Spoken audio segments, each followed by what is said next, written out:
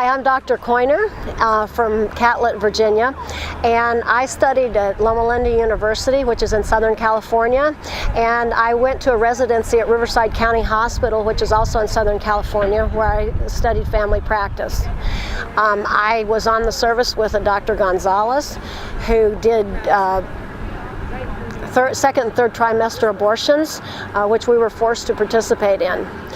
I distinctly remember, I can't remember exactly how many, my mind has blanked out as how many we did. I only remember one little boy that we did. I remember the afternoon as if it was yesterday. I was standing beside Dr. Gonzalez at the end of the bed. They had dilated this woman's cervix. Dr. Gonzalez had the two interns, which were myself and my girlfriend, beside him, observing. And I remember Dr. Gonzalez had a forceps that he stuck up in the cervix, and then he braced himself and he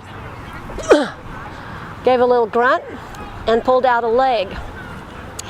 Then Dr. Gonzalez went in again and fished around up there and pinched down on the forceps and gave another tug and pulled off an arm. Then he went back in again and pulled out some of the abdomen, same way, with a little push and a grunt. And when he got to the head, he had a special pair of forceps that he put around the head and cracked it like a walnut and then brought it out. Then Dr. Gonzalez put the parts of the baby in a pan.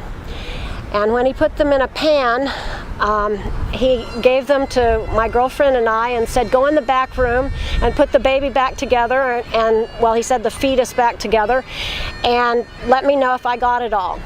So my girlfriend and I went to the back room and put the baby back together, and I'll tell you, we just marveled at this little guy. He was perfect, really.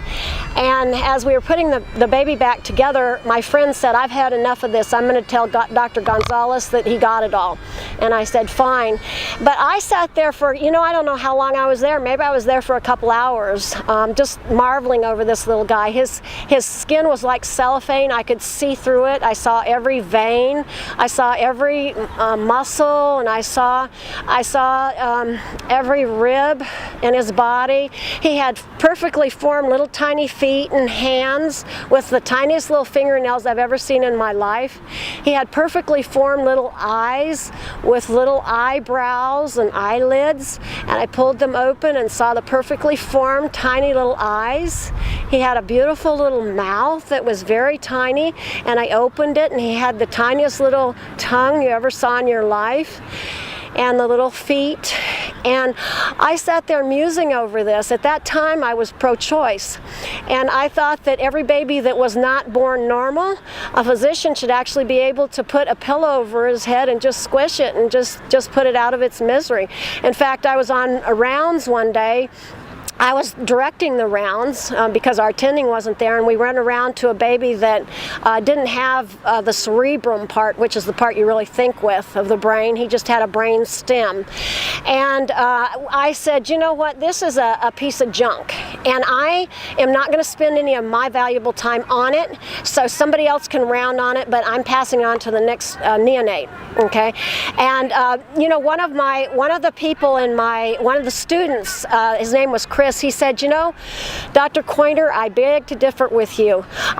He said, I have a brother who's Downs, and he's the most valuable child in our family. He brings the most joy and happiness to our family. And I thought to myself, he has nerve, because I'm basically the attending physician here. I write his reviews. I could really mess with his reviews, and it made me very angry. But after I looked at that baby that we had pulled apart and said, oh my God, it's a baby, and I came to that realization, then I became pro-life, and I was working emergency room, and Chris came into my emergency room one day, and I yelled across, I said, you know what, you're not going to believe it, Chris, but I'm pro-life now. Well, he looked at me like he had had a heart attack. A lot of good things came out of a bad thing. But because of that, I hate OBGYN. I don't go anywhere near it. I can't touch it. And a couple years ago, the Crisis Pregnancy Centers asked me to teach on how abortions were done. And unfortunately, I couldn't even make it through the whole presentation because I came to the part where I had to explain to them how the babies were pulled apart, and I lost it.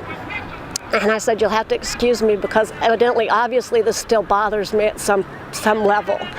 So, you know, I don't, that's why I do politics, because it's far enough away from it so that I don't have to actually view abortions or that kind of thing. But it grieves me. It grieves me that we've lost 50 million. It grieves me that children that neither one of my kids are married, they're 22 and 24. And it could be that who was supposed to be their spouse was aborted.